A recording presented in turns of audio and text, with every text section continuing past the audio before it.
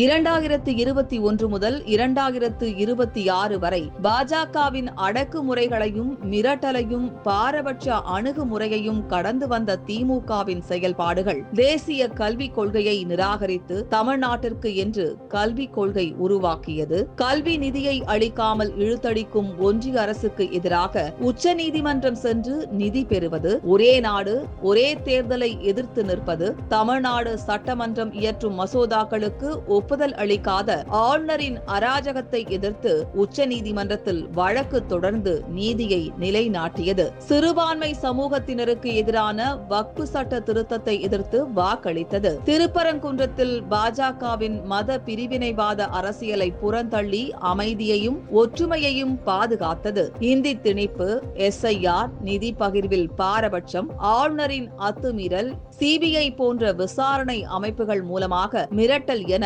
பல்வேறு நெருக்கடிகளையும் கடந்து மாநில உரிமையில் உறுதி. தொகுதி மறுவரையறைக்கு எதிரான உரிமை முழக்கம், மருத்துவ கல்வியில் 27% OBC இடஒதுக்கீடு பாதுகாப்பு, 100 நாள் வேலை திட்டம், தொழிலாளர் உரிமை சட்டம் ஆகியவற்றுக்கு எதிரான ஒன்றிய அரசை கண்டித்து தொடர் போராட்டங்கள். அதிமுகவை மிரட்டி பாஜக கூட்டு வைத்ததே தமிழ்நாடு அரசு மீட்டு காத்து வருகிற மாநில உரிமைகளை பறித்து மீண்டும் தமிழ்நாட்டின் முன்னேற்றத்தை பின்னுக்கு தள்ளி ஒற்றுமையையும் அமைதியையும் சீர்குலைத்து மதவாத வன்முறை மூலமாக அதிகாரத்தை கைப்பற்றும் எண்ணத்தில்தான் என்பதை தமிழ்நாட்டு மக்கள் உணர்ந்து செயல்பட வேண்டிய தேர்தல் 2026 தேர்தலாகும். மதவாதத்தையும் பிரிவினையையும் திணிக்கும் பாஜக கூட்டணியை சமூக நீதி தமிழ்நாடு ஒருபோதும் அனுமதிக்க கூடாது.